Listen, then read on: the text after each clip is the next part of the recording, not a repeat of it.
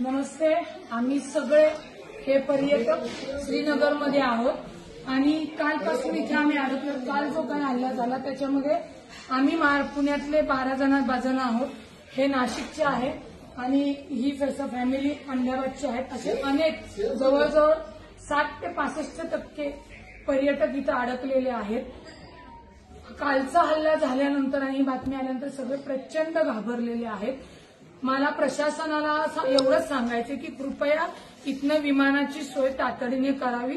आमच्यासोबत एक टुरिस्ट इथले आहेत की ज्याप्रमाणे हल्ला झाला म्हणून आम्ही सगळे भयभीत झालो, पण इथल्याच टुरिस्ट लोकांनी या नाशिकच्या फॅमिलीला स्वतःच्या हे ते आहेत भैया, आपका नाम क्या है? आदिर भैया म्हणून आहेत. हे यांचे ड्रायव्हर आहेत इथले पर्यटन टुरिस्ट पर्सन. यांना यांच्या घरी नेलं, जेवायला घातलं आणि सुखरूपपणे या हॉटेलमध्ये सुरक्षितपणे आम्हाला ठेवलेलं आहे. या हॉटेलमध्ये नाही म्हणलं तरी 101 जण पर्यटन अडकलेले आहेत. काहींच्या फ्लाईट उद्या आहेत, परवा 13 आहेत, परंतु आजच ही सगळी मंडळी इथनं सुखरूपपणे विमानतळावरून स्वतःच्या घरी गेली पाहिजेत. कारण का किती जरी सांगितलं की मिलिटरी रस्त्यावर आलेली आहे तरी कोणीही फिरण्यासाठी आता इथं तयार नाहीयेत.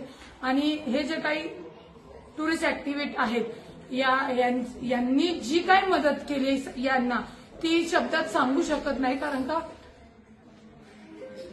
हे रडायला लागलेले आहेत, कारण ह्यांचा धंदा पूर्णपणे बुडालेला आहे. इथं कोणी आता पर्यटक येणार नाही. त्यांनी गाड्या वगैरे सगळ्या लोनवरती घेतलेल्या आहेत आणि अक्षरशः रडतायत की आता यांच्यापुढे बेरोजगारीचं खूप मोठं संकट आलेलं आहे. इथून पुढे यांना कुठलाही व्यवसाय मिळणार नाही आणि यांच्यावर खूप मोठी बेरोजगारी येणार आहे. ज्यांनी कोणी हा हल्ला केला असेल तर अत्यंत दुर्दैवी, अत्यंत निंदनीय.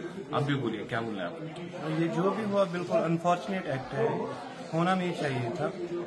वो तो वहाँ पे मासूम बच्चे थे फैमिलीज के साथ, वो तो यहाँ पे वेकेशंस के लिए आए थे, हमारे साथ यहाँ एंजॉय करते थे. अपना भी घर चल रहा था, वो भी एंजॉय कर रहे थे. यहाँ की मोस्टली जो इकोनॉमी है इसी टूरिज्म पे डिपेंडेंट है. अब ये जिसने भी किया वो जानवर ही होंगे, वो तो इंसान नहीं होंगे. पूरी इंसानियत का कत्ल है ये तो होना नहीं चाहिए था. अब तो इसका रिजल्ट हमें तो भुगतना पड़ेगा ना, जो भी इसका आउटकम आएगा, क्योंकि गलती एक करता है बदनाम पूरे सारे लोग हो जाते हैं. अब तो क्या करेंगे? आमचं महाराष्ट्र सरकारला, कर्नाटक सरकार असेल, सगळ्या स्टेटला लोकांना विनंती आहे गव्हर्नमेंटला की तातडीने विमानांची एक्स्ट्रा विमानं अवेलेबल करून आम्हा सगळ्यांना इथनं सुरक्षितपणे आपल्या आपल्या राज्यात घेऊन जावे आणि लवकरात लवकर ती हे करावी. मी महाराष्ट्राचे उपमुख्यमंत्री अजितदादा, केंद्रीय मंत्री मुरली अण्णा यांच्याशी संपर्क करून इथे जेवढे पर्यटक आहेत त्यांच्याशी बोलून आजच्याच त्यांना हलवणं, माझ्या फॅमिलीसह ही सर्व पर्यटन ही माझी महाराष्ट्राची फॅमिली इथनं हलवण्याचा प्रयत्न करतोय. कृपया आम्हाला जास्तीची विमानं इथे तुम्ही उपलब्ध करून द्यावी एवढीच विनंती आहे. सगळी लहान मुलं आहेत आणि ही कळकळीची विनंती आहे, तातडीने आपण ही सोय करावी.